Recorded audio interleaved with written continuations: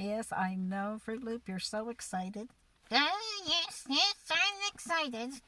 We're almost there. Well, we'll be there soon, yes. We are planning on going bird watching. Yes, we are. We are gonna see an incredible bird. Incredible. Wow, that's a big word. Oh, yeah, inexplicable. Inexplicable. Well, that's a big word, too. That means you can't even explain it. Is it a big bird, you said? Oh, yes, the biggest ever. And it can fly at 846 kilometers per hour. What? I've never heard of a bird that could fly that fast. Oh, yes, it can. Wow. It is marvelous. Yes, it is. Marvelous. That means hard to believe. That is hard to believe. I agree. Oh, yeah, there's something supernatural about it. Supernatural. All these words to describe this bird. Yeah. Well, supernatural means not from this world. Oh, no, I don't think it is. It's hard to believe. It's miraculous. Miraculous. Wow. That's like awesome. Surprisingly awesome. Well, you got to tell me more about this bird. I mean, I can't imagine a bird flying that fast. Oh, yeah, and it can hold 47 tons. Hold 47 tons? Oh, yes, it's massive. Okay. Like how big is it? Well, it's 184 feet and 3 inches long. What? I've never heard of a bird that long. Oh, yeah.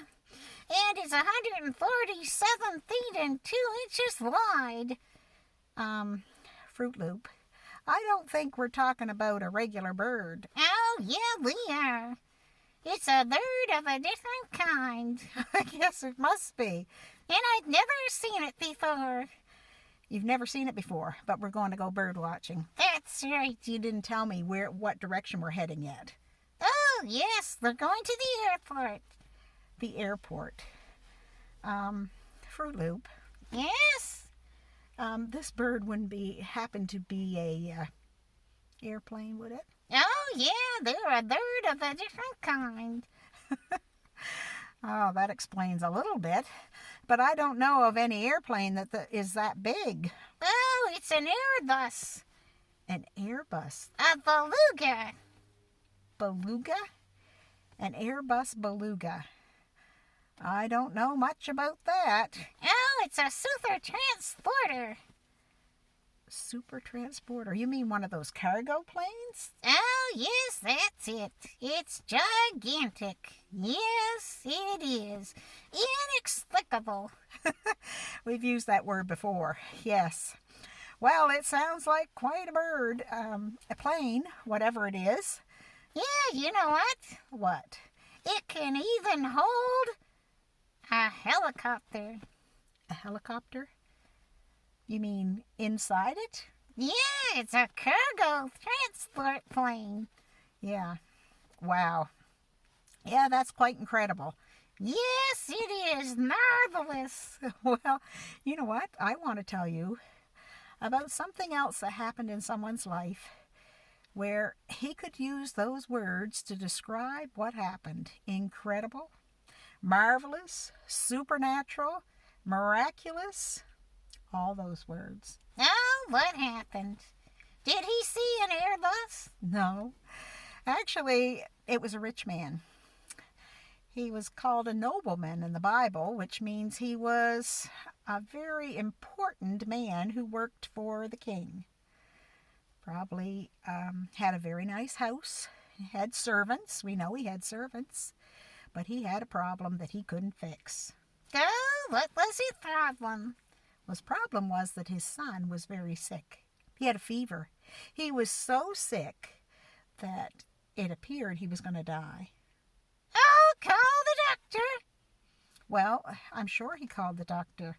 Call 911. Well, they didn't have phones back then. Call an ambulance. I don't think they had ambulances either, but Fruit Loop, what he thought of doing was he had heard that Jesus of Nazareth The one who was the great teacher and who could do miracles was coming to Cana of Galilee. Oh, go to Cana. Well, that's what he was going to do. Get an airplane. Oh, they didn't have airplanes back then. Oh. Yeah. So he had to make a trip from Capernaum, where he lived, all the way to Cana of Galilee. That's about 20 miles. Oh, ride a bicycle. They didn't have bicycles. Oh. Well, use a snowmobile. That wouldn't work either. Fruit Loop, he probably had to walk, or maybe he took a horse, but whatever, it took him almost a day to get there, to find Jesus. And it wasn't hard to find him when he got there, because there was great crowds around him. And he boldly broke through the crowds. He was desperate because he knew Jesus was the only answer. You see, medicine didn't help his son, and doctors couldn't help his son. All the riches he had could not help. He needed someone who could heal, someone who could do a miracle. And so he went right up to Jesus and he said, "Sir, my son is dying. Can you come to Capernaum?" He begged him to come to his house. Oh, I suppose Jesus went. Well, we find out that Jesus first said, "People come to me all the time and they're looking for miracles. They want to see me do signs and wonders." But this man knew that if Jesus didn't come, his son was going to die. And so Jesus says to him, "Go your way. Your son will live." Yeah, but he didn't go with them. Well, that's just it. He didn't go with him. But you know, this man, he must have had great faith in God, because he turned around and he headed back home. And he couldn't go home at that time because it was late in the day, the 7th hour. I'm not exactly sure what time that was, but it was too late for him to get back before nightfall. He'd have to go the next day. Oh, his son might die. Well, he had to believe what Jesus said was true. So the very next day, I'm sure he was up as soon as it was dawn, and he headed back towards home. And I'm sure, I don't know if he was walking or running or riding a horse, whatever he was doing, I'm sure he was trying to get there as fast as possible. Yeah, take an airbus. Yes, you said that. Well, as he approached his town, Capernaum, he could see servants running to him. And when he saw them, he could tell by their faces they were excited. They had good news. They said, "Your son, he's better. He's all well now. He's no longer sick." Oh, that's exciting. That's incredible. That's miraculous. Yes, That's supernatural. that's right, it is. That's marvelous. It's all those things. And you know, that man was so excited. He asked the servants, "Well, what time did my son get better?"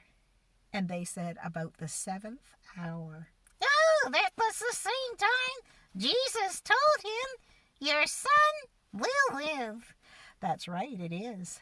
And you know what? When he got back to the house and he gave his son a great big hug, I'm sure they were so excited. He told everybody about his conversation with Jesus. And you know what? As a result, the whole family trusted in Jesus. They put their faith in Jesus. Oh, that is incredible. It is incredible, that's right. Do you know Exodus 15:11 says, "Who is like you, O Lord, among the gods?